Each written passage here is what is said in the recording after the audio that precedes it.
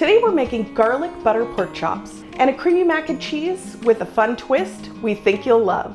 Hi, I'm Laura. Welcome back to Dinner and Aside, where my sister and I share with you a delicious dinner idea. Follow along and you'll have dinner on the table in no time.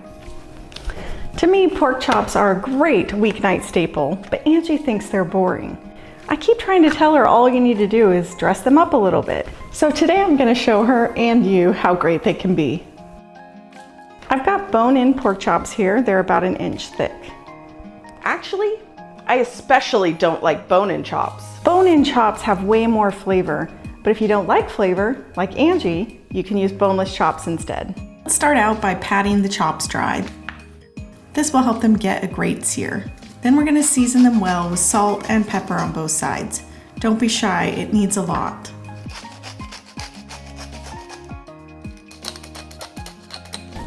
Okay, it's time to sear the chops. Get the oil in the pan nice and hot.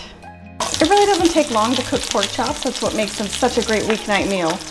But a lot of people overcook them and that's what makes them tough and dry. So we're going to try to avoid that by using our meat thermometer. We're just going to cook the chops until they get to 125 degrees Fahrenheit. While these get a good sear, Angie's going to get us started on a really delicious mac and cheese side dish. My son Jevin loves mac and cheese, so as you've guessed, we've spent many years perfecting it. But this isn't your typical mac and cheese. We've elevated it by adding some bacon and some spinach.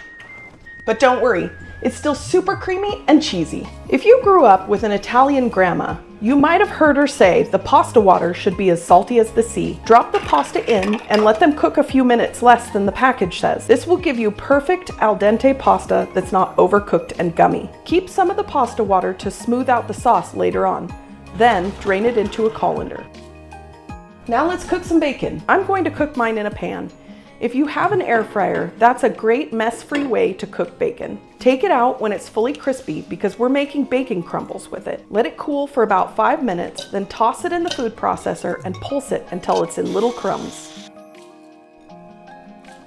You can cook pork chops in the air fryer too. Beats cleaning up the grease splatter. The chops are seared and looking good. They just hit 125 degrees Fahrenheit. This is when I'm going to add the butter, garlic, and thyme to the skillet, spooning that garlic butter over the top as they finish. It's like adding a little bit of magic to the pan. That is perfection. As soon as the mac and cheese is done, we can plate it up. I just need to make the cheese sauce. Since I'm using the same pan, I'm just going to dump out most of the oil and then rub out some of the brown bits. Now add the shallots to the pan and let them sweat over low heat. It'll take about 5 minutes for them to get translucent. Add the garlic, salt, and pepper. Give them a minute. Again, we don't want it to burn. Next is the butter. Once the butter is melted, whisk in some flour to make a roux. This is the base of a creamy sauce. Let it sit for about 30 seconds to cook the raw flour. Slowly whisk in the heated milk to avoid clumps. That's the worst part of mac and cheese, when it's not done right. Once it thickens a bit, in goes the cheddar. I'm using a medium and aged cheddar. Stir it until it's smooth. Then add the spinach and let it wilt.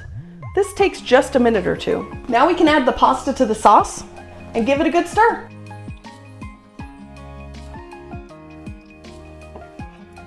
And now for the grand finale.